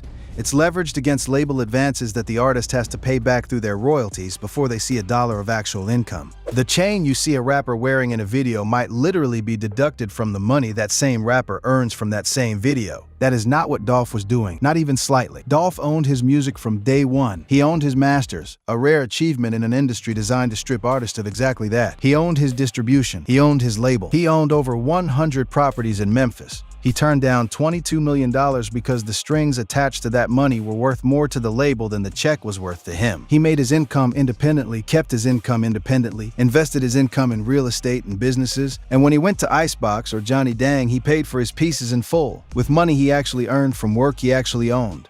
So when Dolph walked into Icebox and said, "Make me a Sonic the Hedgehog chain and I want to spend $2 million on it," that was not a man going into debt to look rich. That was a man who was genuinely wealthy, who had built that wealth through an ironclad philosophy of ownership, and who chose to spend it on something that made him feel like the kid he was in South Memphis before the streets and the industry tried to complicate everything. That is a fundamentally different conversation than what most people are having when they talk about rapper jewelry. And here's the other layer that nobody addresses. What does it mean that this collection exists as his legacy? What does it mean for Mia J and for Trey Trey and for Aria, the children he bought a property for every single year, so that by the time they turned 18, they'd have 18 properties generating income for the rest of their lives? The jewelry is part of an estate that as of 2025 generates between $1.50 and $2.2 million annually from streaming royalties, pre-artist income, merchandise, music licensing, and real estate.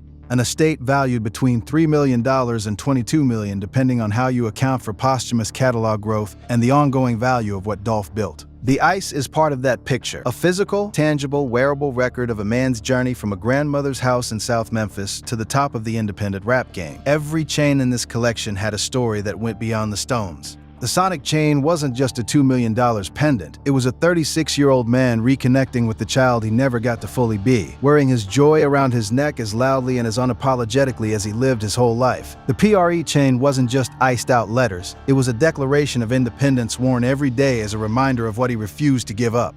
The 19-carat ring wasn't just a status symbol. It was a man saying without words that the weight of what he built was real, was permanent, and was his. His jewelry collection is basically an autobiography, a timeline of who Adolph Robert Thornton Jr. was, what he valued, what made him laugh, what made him proud, and what he refused to let go of no matter how much money someone put on the table. And that's what makes this collection worth more than any dollar figure we can put on it.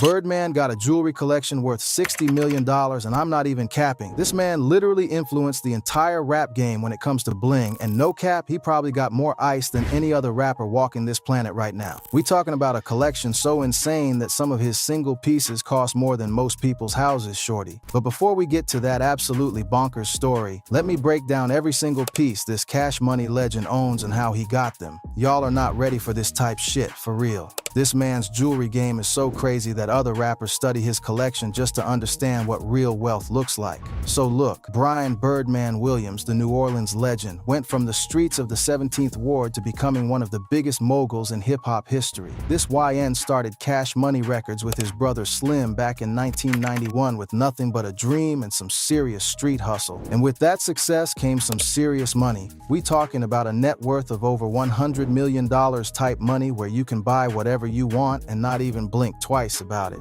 And trust me, homie been spending that bread on some of the most insane jewelry pieces you've ever seen in your life. This collection is absolutely bonkers and represents decades of grinding in the music industry. But here's what makes it even crazier. Birdman didn't just start buying expensive jewelry after he got rich. This man was investing in ice even when Cash Money was just getting started, because he understood that jewelry was more than just accessories. It was a statement of power and success.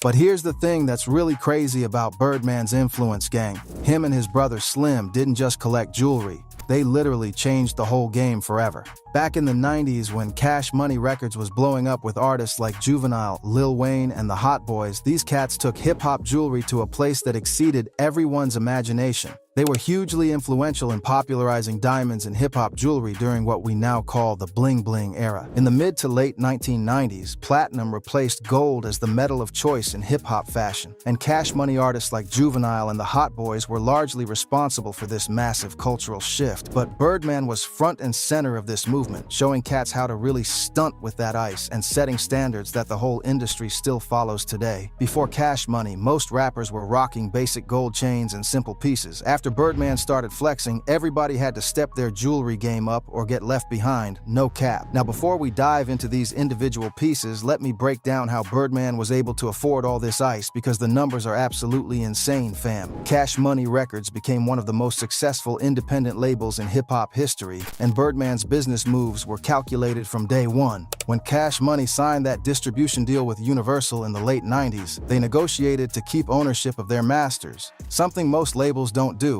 That deal was reportedly worth $30 million up front, but the real money came from the ongoing royalties and the fact that they owned everything. When you own your masters and you got artists like Lil Wayne, Juvenile, and later Drake bringing in hundreds of millions in revenue, that's when you can afford to drop $500,000 on grills without thinking twice about it.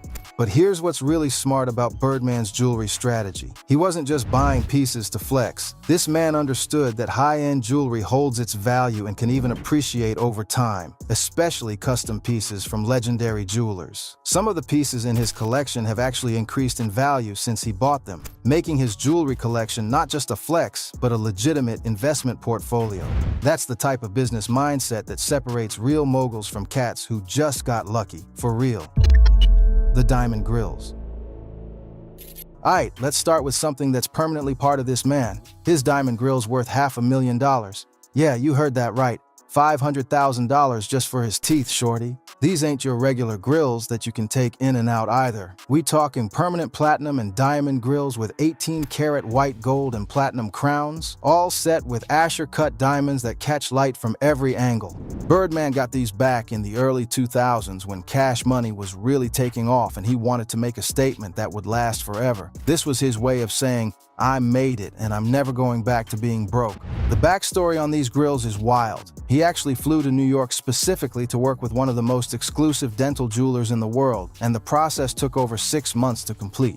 The craftsmanship on these is absolutely insane, gang. Each diamond is perfectly cut and set using a technique that ensures they'll never fall out. and the platinum work is so precise that it looks like his natural teeth are made of diamonds. The Asher-cut diamonds are specifically chosen because they reflect light in a way that makes his smile visible from across a room. What's crazy is that Birdman influenced a whole generation of rappers to get grills after this. Before him, permanent diamond grills weren't really a thing in hip-hop like that. You had some cats with gold teeth, but nobody was doing permanent diamond work at this level. But when the Birdman started flashing that $1 million smile, everybody wanted to follow suit. Paul Wall, Nelly, and countless other artists all got grills after seeing what Birdman was doing. The technical details are bonkers too. The diamonds are all VS1 clarity or better, and the setting work required specialized tools that most jewelers don't even have access to. The platinum crowns are custom fitted to his teeth and designed to last a lifetime. That's actually crazy when you think about it. This man literally changed how rappers smile, and now permanent grills are a standard part of hip-hop culture, no cap. Cuban link chain and bracelet set, $175,000.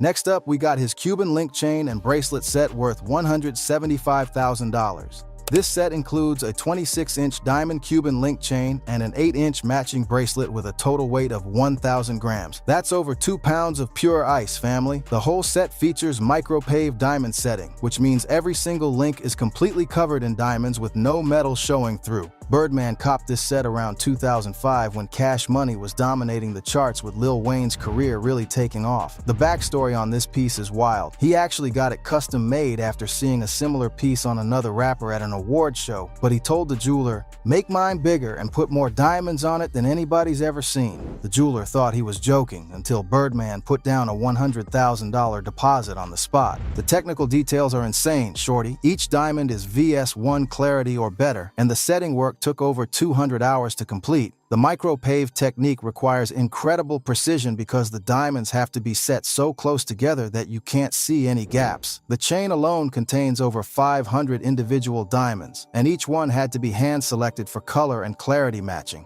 This piece became iconic because it showed other artists what a real Cuban chain should look like. Before this, most Cuban chains were just gold, with maybe some diamonds on the clasp. But Birdman said, "Nah, we putting diamonds on everything." And that became the new standard in hip-hop jewelry. The weight of this set is crazy too. 1,000 grams means this chain has serious presence when he wears it. What's really wild is that this set started a trend that's still going strong today. Now you see every rapper with diamond Cuban chains, but most of them don't even come close to the quality and craftsmanship of Birdman's original set. The way the diamonds catch light when he moves is absolutely mesmerizing, and the bracelet matches perfectly so the whole look is coordinated. That's the type of attention to detail that separates real players from wannabes, gang. Hublot King watch, $62,500. Now let's talk about his Hublot King watch worth $62,500. This piece is crafted from 18-karat rose gold with a black ceramic bezel and features diamond hour markers that make telling time a luxury experience. The watch has a 48mm case, which is massive on the wrist and makes a serious statement about the person wearing it. Birdman got this watch in 2010 as a gift to himself after Cash Money hit a major milestone. They had just signed Drake and the label was bringing in crazy money. What's crazy about this piece is that Hublot only made a limited number of these King editions, and Birdman was one of the first rappers to really put Hublot on the map in hip-hop culture. Before him, most rappers were wearing Rolex or Audemars Piguet exclusively, but Birdman started rocking Hublot heavy, and now you see every rapper with one. The King edition is special because of its size and the way the diamonds catch light against the rose gold and black ceramic. When Birdman wears this, you can see it from across the room, and it commands respect immediately. The technical specs on this watch are impressive too. It's powered by Hublot's in-house movement, which means it's not just beautiful but also incredibly precise. The diamond hour markers are set using a technique that ensures they'll never come loose, and the rose gold case is polished to a mirror finish that reflects light beautifully. What makes this piece legendary in hip-hop culture is that it represents Birdman's ability to spot trends before they become mainstream. He was wearing Hublot when most people had never even heard of the brand, and now it's one of the most popular luxury watch brands in hip-hop. That's the type of influence this man has. He doesn't follow trends, he creates them, no cap. Jacob & Company 5-time zone diamond watch, $520,000. Aight gang, now we getting into the really expensive stuff that'll make your head spin. This Jacob & Co. 5 time zone watch cost $520,000. That's over $500,000 just for one watch, shorty. This piece is made from 18-karat white gold with the case, bezel, and dial invisibly set with baguette-cut diamonds. The crazy part? This watch is limited to only 12 pieces worldwide, making it one of the most exclusive timepieces ever created. Birdman copped this around 2008 when he was really at the peak of his jewelry game, and Cash Money was pulling in insane revenue from multiple platinum artists. The backstory is that Jacob Arabo, the legendary jeweler known as Jacob the Jeweler, actually called Birdman personally to offer him one of these exclusive pieces.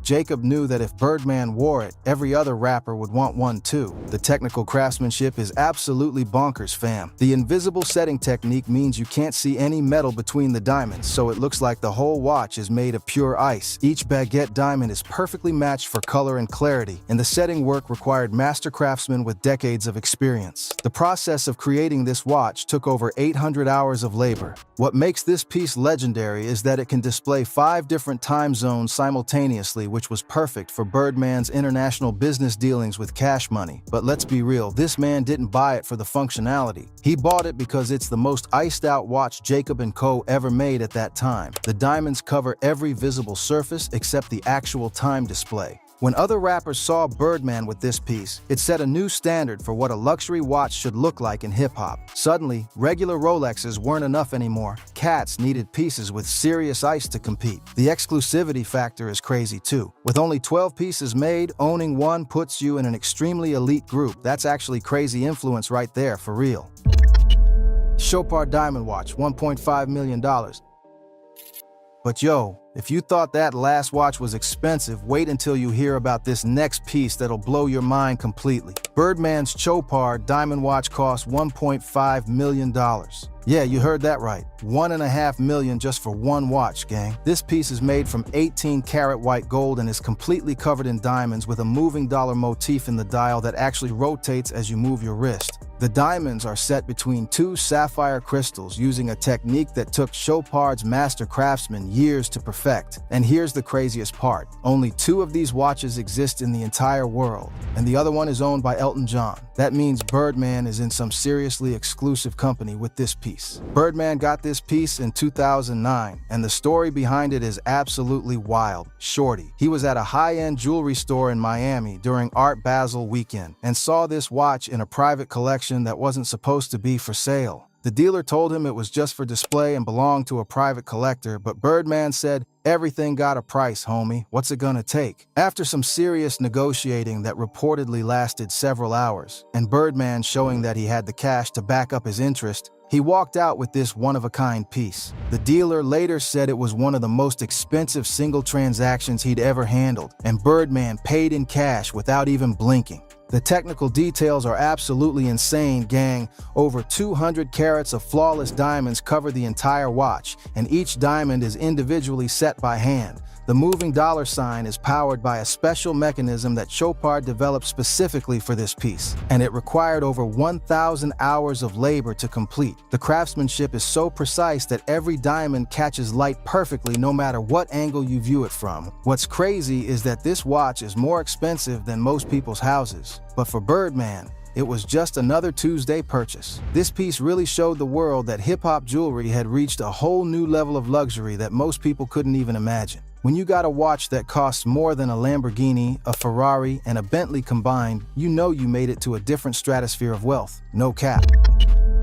Custom ruby pendants from Avian & Company. Now let's talk about Birdman's custom ruby pendant collection from Avian & Company, and these pieces are absolutely bonkers, fam. While the exact price isn't public because they're custom one-off pieces, jewelers in the industry estimate they're worth at least $300,000 each, and that's probably being conservative. The main pendant features 18-karat white gold with a 30-karat special cut ruby gemstone and 5 carats of flawless D-color white diamonds arranged in a pattern that's never been replicated. He also got a piece with a 20-karat large rare Burmese red ruby that's just insane to look at in person. Burmese rubies are some of the most valuable gemstones in the world because of their unique color and rarity, and finding one this size with this level of clarity is almost impossible. Birdman commissioned these pieces around 2011 when he wanted something that nobody else had and that would stand out even in a room full of iced-out jewelry. The backstory is that he walked into Avian and Company in New York's Diamond District and told them, "I want the biggest, rarest rubies you can find, and I want them set in the most expensive way possible. Money is no object." The Burmese rubies are some of the rarest gemstones in the world, and the way they're set with the diamonds creates this incredible contrast that catches light in a way that's almost hypnotic. The setting work alone took over 300 hours because each diamond had to be perfectly placed to complement the ruby's natural color. What makes these pieces special is that Birdman was one of the first rappers to really go heavy with colored gemstones like this. Most cats were still focused on diamonds exclusively, but Birdman said, "Nah, I'm doing something different that nobody else can copy." The ruby and diamond tennis chain that goes with these pendants is equally insane and features alternating rubies and diamonds in a pattern that's never been duplicated. This collection really showed that Birdman wasn't just following trends. He was creating entirely new categories of hip-hop jewelry. The influence was immediate. Within a year, other rappers started incorporating colored gemstones into their collections, but none of them could match the quality and rarity of Birdman's pieces. That's the type of trend-setting vision this man had, gang. 15-karat black diamond ring and matching earrings. Next up, we got Birdman's 15-karat black diamond ring and matching earrings. And this set is absolutely crazy, fam. While the exact price isn't publicly known because it's a custom set, black diamonds of this quality and size typically run $200,000 to $400,000 for a set like this. And that's probably on the conservative side. The ring features a massive 10-karat center stone surrounded by 5 carats of smaller black diamonds. And the earrings each feature 2.5-karat black diamonds with white diamond accents. Birdman got these pieces around 2012, and the story is that he wanted something that would stand out even in a room full of iced-out jewelry. Black diamonds are incredibly rare and expensive, but they have this unique look that's both elegant and street at the same time. The contrast between the black diamonds and the white gold setting creates this incredible visual effect that's impossible to ignore. What's crazy about this set is that it started a major trend of rappers wearing black diamond jewelry. Before Birdman, most hip-hop jewelry was all about clear diamonds and colored gemstones, but when he started rocking these black diamond pieces, other artists took notice immediately. The contrast and uniqueness of black diamonds made them perfect for artists who wanted to stand out from the crowd.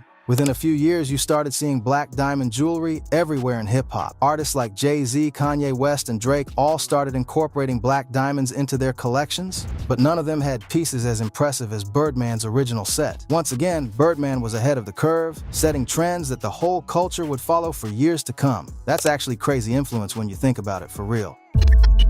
Billionaire's Row piece from Raffaello and Company.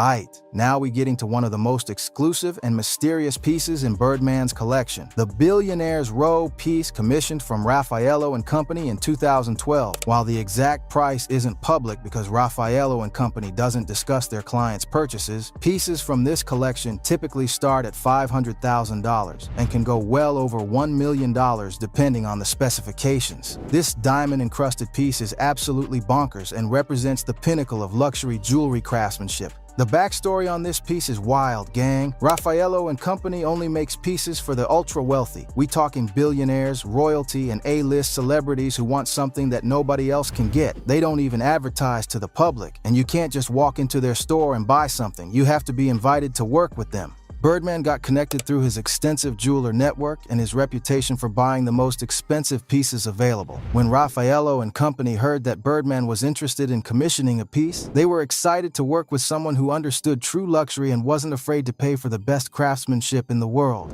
The Billionaire's Row collection is known for using only the finest diamonds available. We talking D-color, flawless clarity stones that are hand-selected from the best minds in the world. The setting work is done by master craftsmen who have decades of experience working with the most exclusive pieces imaginable. What makes this piece legendary is that it represents Birdman's status in the game at the highest possible level.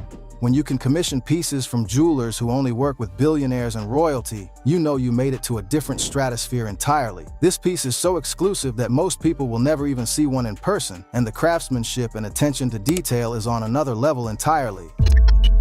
Diamond Truck the World Birdman Pendant. We can't forget about his custom Truck de World Birdman pendant, which is one of his most recognizable and signature pieces in the entire collection. This pendant features his iconic hand symbol completely covered in diamonds with incredible detail work that makes it look like a piece of art. While the exact price isn't known, custom pendants of this size and quality typically run $150,000 to $300,000, and this one is probably on the higher end of that range. Birdman got this piece made in the early 2000s when the hand symbol became his trademark and started appearing in music videos and promotional materials. The pendant is significant because it represents his brand and his influence in the culture in a way that's instantly recognizable. When you see that hand symbol, you immediately know it's associated with Birdman and Cash Money Records. The technical work is absolutely insane. Every finger is perfectly detailed and covered in diamonds, and the proportions are exact replicas of Birdman's actual hand. The chain it hangs on is equally impressive, a thick Cuban link that's designed to support the weight of the pendant while adding to the overall visual impact. This piece became iconic because it showed other artists how to turn their personal brand into jewelry in a way that was both artistic and luxurious. Before this, most pendants were just generic designs or simple nameplates, but Birdman created something that was uniquely his and became instantly recognizable across the entire hip-hop culture. What if I told you that Birdman could buy a $100,000 chain every single month for the next 50 years and still be a multi-millionaire? That's the level of wealth we're talking about, gang. This man's jewelry collection is worth more than most people will make in their entire lifetime, and for him, it's just one part of his overall wealth portfolio. Remember that interview where he said he keeps $100,000 in cash on him at all times just for daily expenses? That's the type of money this man is working with on a regular basis. His jewelry collection represents decades of success in the music industry and smart business moves that most people don't even know about. Remember, if this content is helping you learn about hip-hop culture and the business behind the music, smash that subscribe button and turn on notifications. We got more crazy jewelry breakdowns coming your way, including some pieces that'll make Birdman's collection look like pocket change. No cap, the jewelry game in hip-hop goes even deeper than what we covered today, and I'm gonna show you exactly how deep it goes, fam. $5 million? Not in a bank account, not in real estate. Sitting on his neck, his wrists, his fingers, on his body every single day. Glock don't do subtle.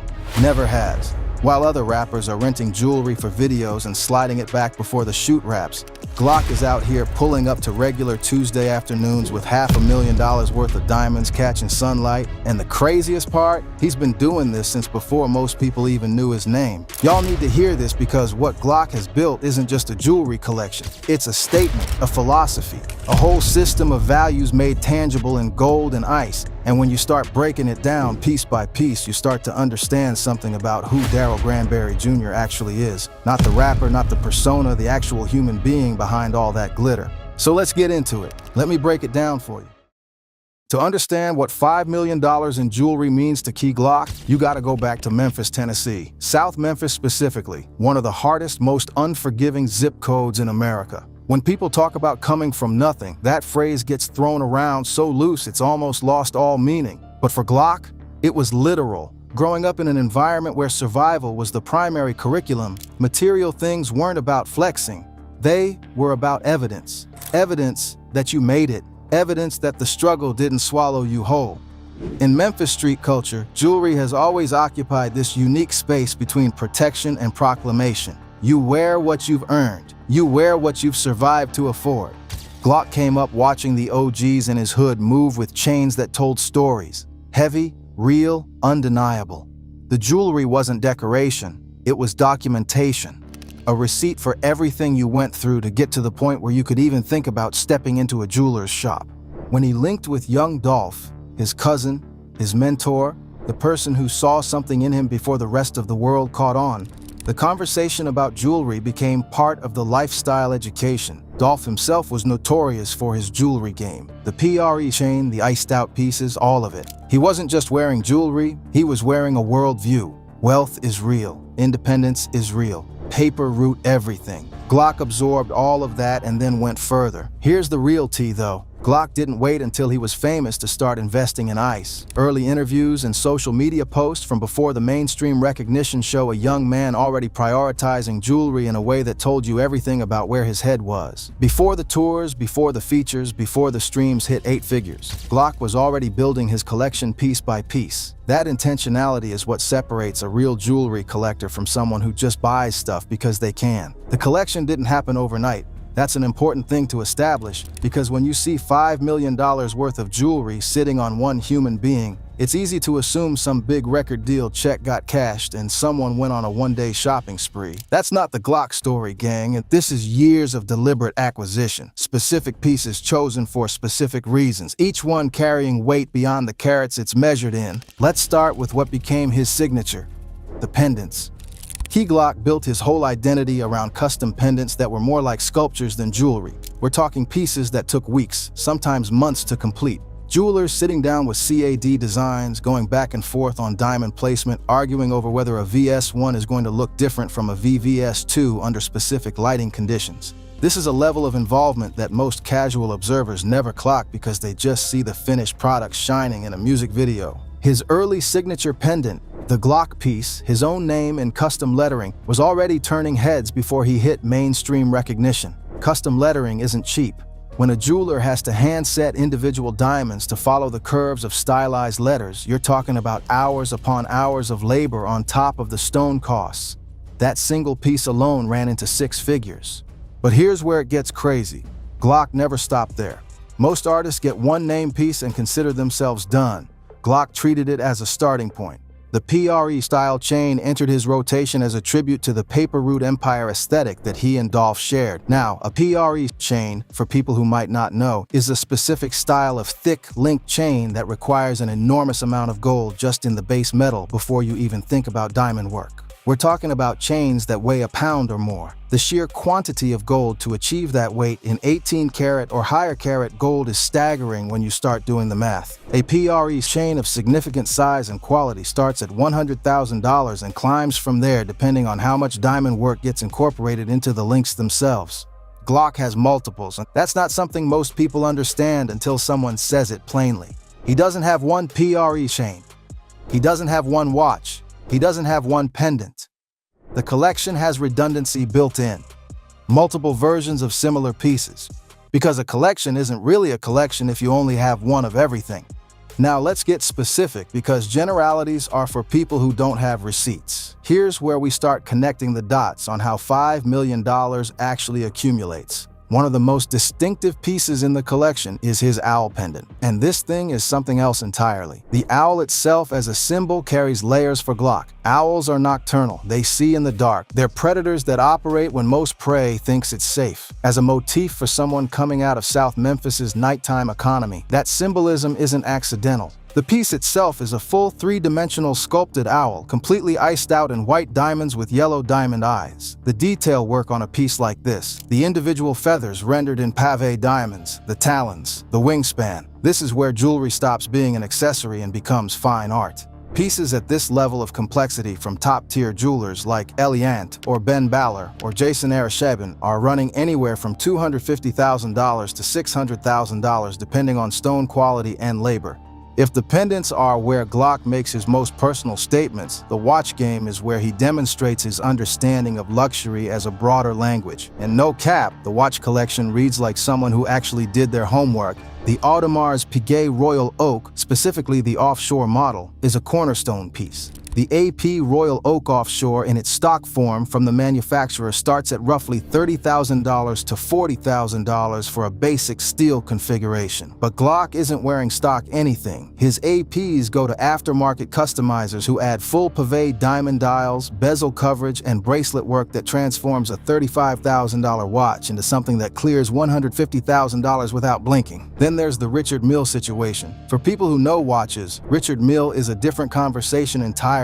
These aren't just luxury watches, they're mechanical engineering achievements wrapped in unconventional materials. Carbon fiber cases, skeletonized movements, partnerships with Formula One drivers and tennis players. A base Richard Mille RM11 starts retail at approximately $100,000. The aftermarket prices go sideways from there. Glock has been spotted in Richard Milles on multiple occasions. These aren't borrowed, these aren't rented, and before you ask, no, you cannot just call Richard Mille and order one. The wait lists are years long, which means the secondary market price reflects the scarcity. The Patek Philippe rounds out the watch trifecta. Patek is generational wealth energy. The brand's entire marketing philosophy is built around the idea that you don't actually own a Patek. You hold it for the next generation. For a young man from Memphis whose family wasn't accumulating generational assets, buying a Patek is a statement that extends beyond the current moment. It's saying something about legacy. Here's something that gets overlooked in discussions of Glock's jewelry.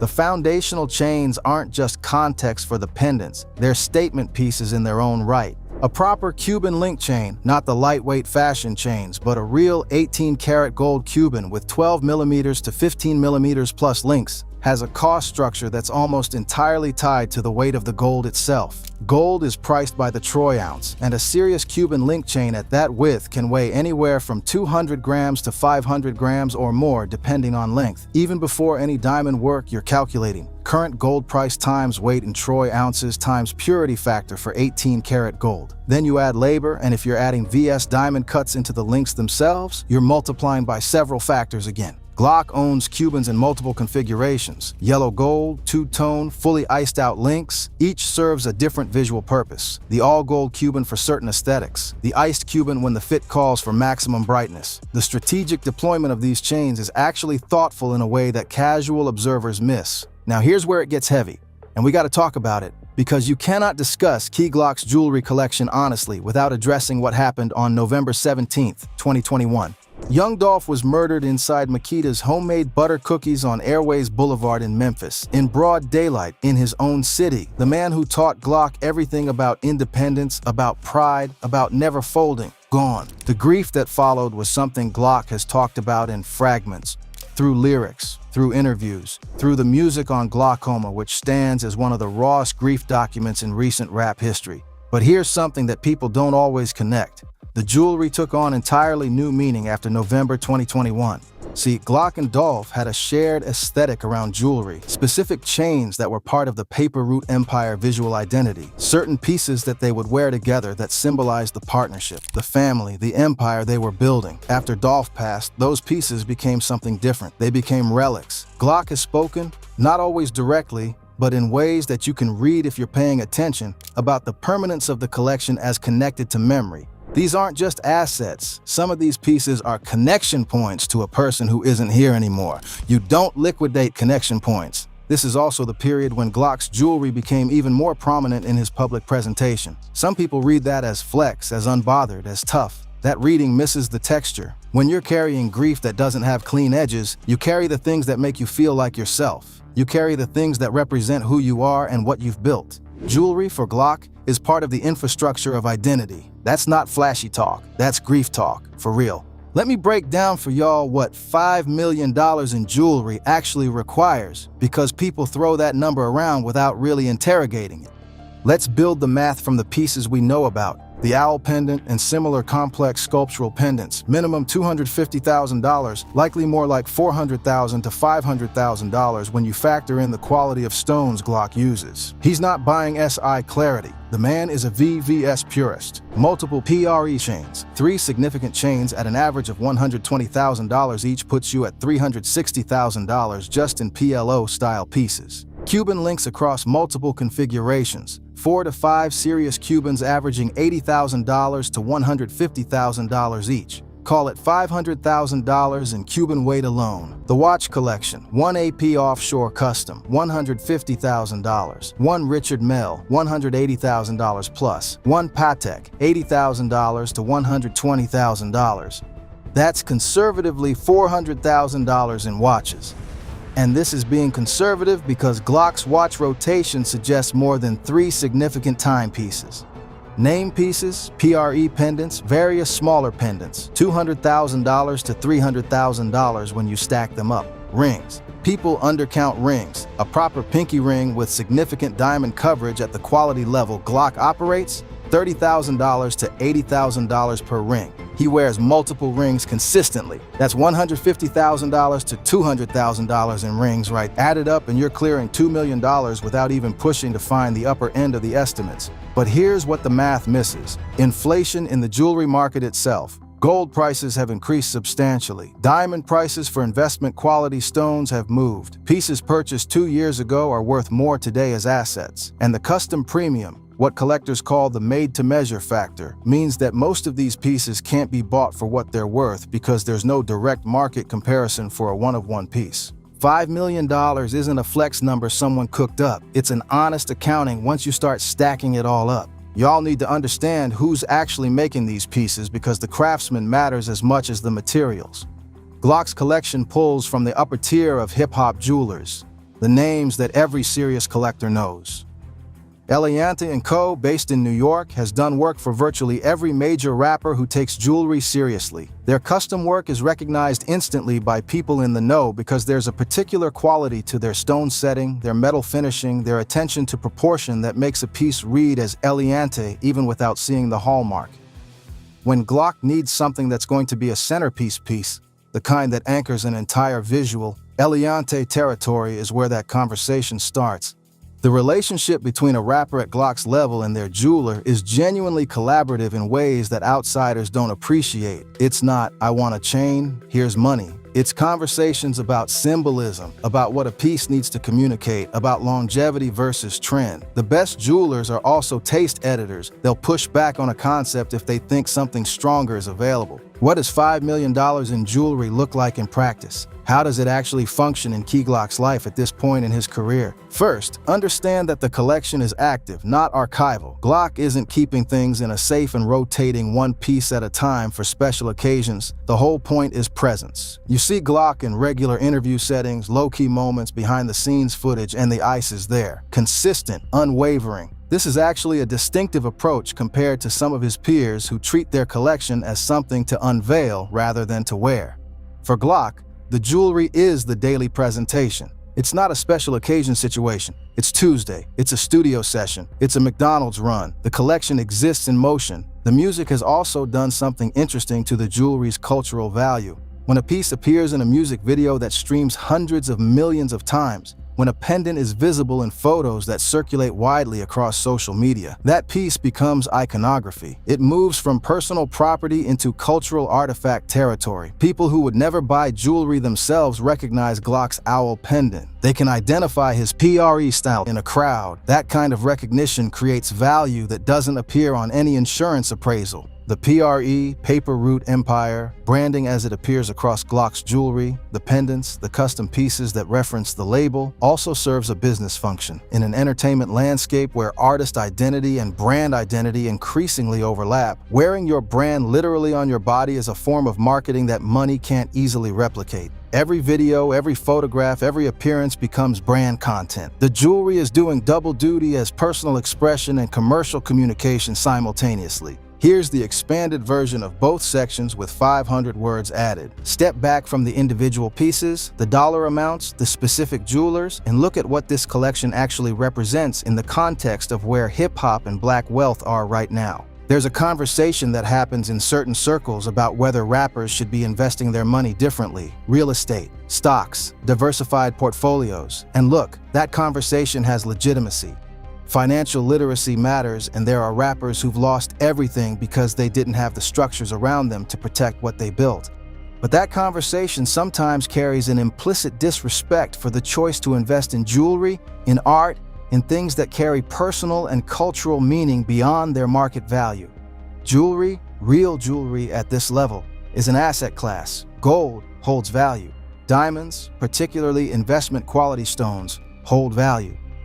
The insurance value of Glock's collection isn't all tied up in sentimental worth. It's real, appraised, market-recognized value. And here's what the critics of this kind of spending never want to engage with honestly.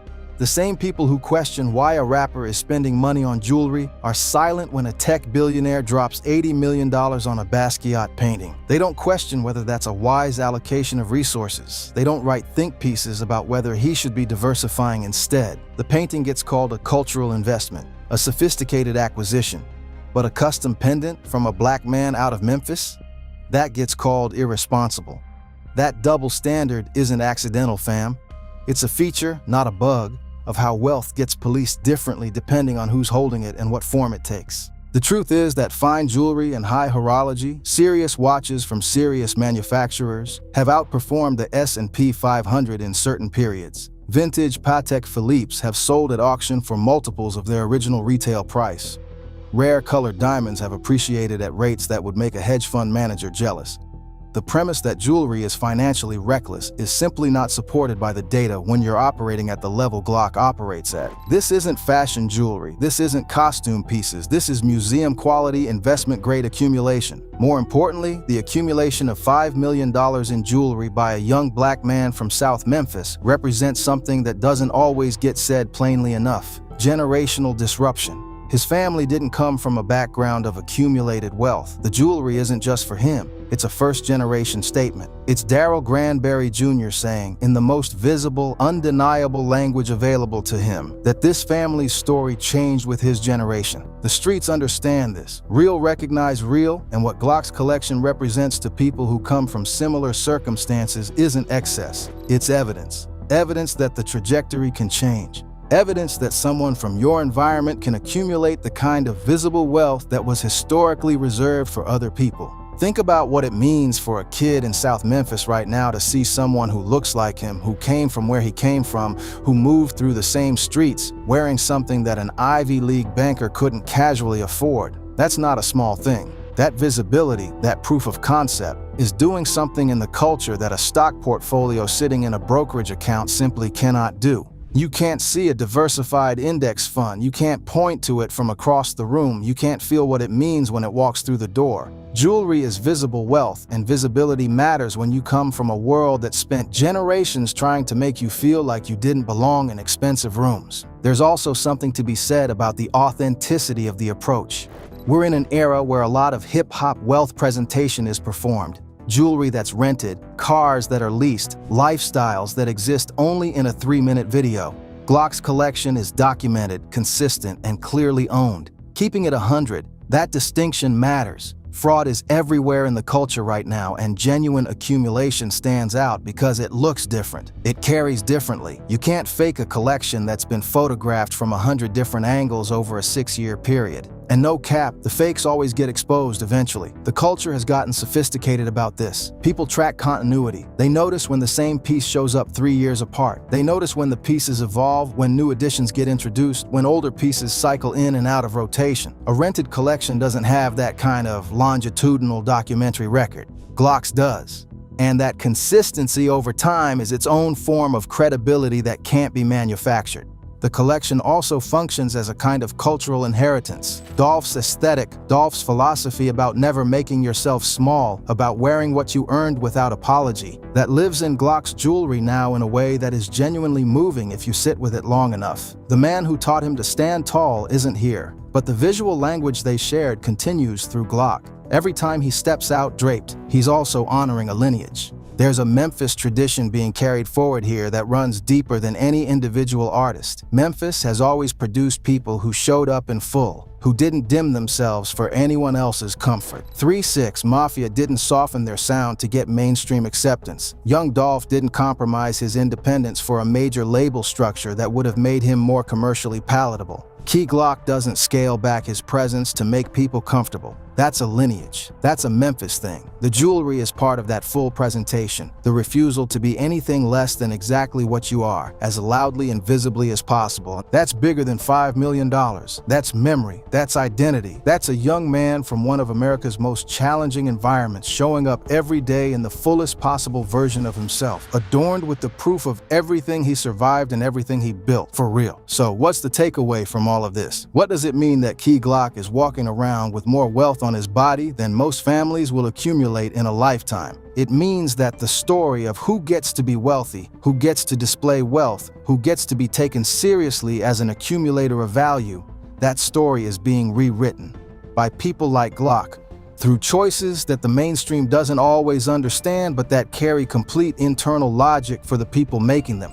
It means that jewelry is never just jewelry. It's language, it's history, it's grief, it's pride, it's a receipt for the work. It's a love letter to the people who didn't make it to see this. But it also means something about accountability. Because the flip side of building something this significant, this visible, this documented, is that it comes with a responsibility to the narrative. Glock isn't just wearing jewelry. He's writing a story that younger people are reading in real time. Every piece he adds to the collection, every time he shows up somewhere and the ice speaks before he opens his mouth, he's contributing to a chapter about what's possible, about what ambition looks like when it comes from the bottom of the map and builds something that the whole world has to acknowledge. That weight is real. The culture is watching, not to see him slip. Real ones don't move like that, but watching to learn, watching to take notes, watching to understand how someone who came from nothing builds something that nobody can take away without a fight.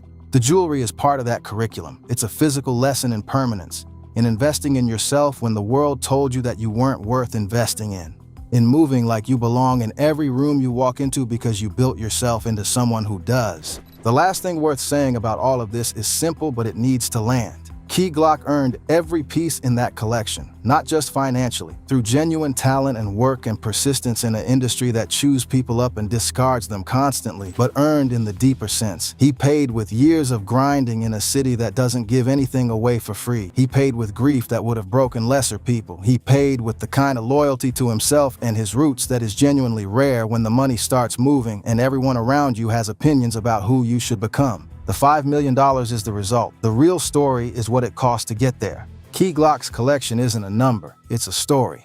And now y'all know how to read it.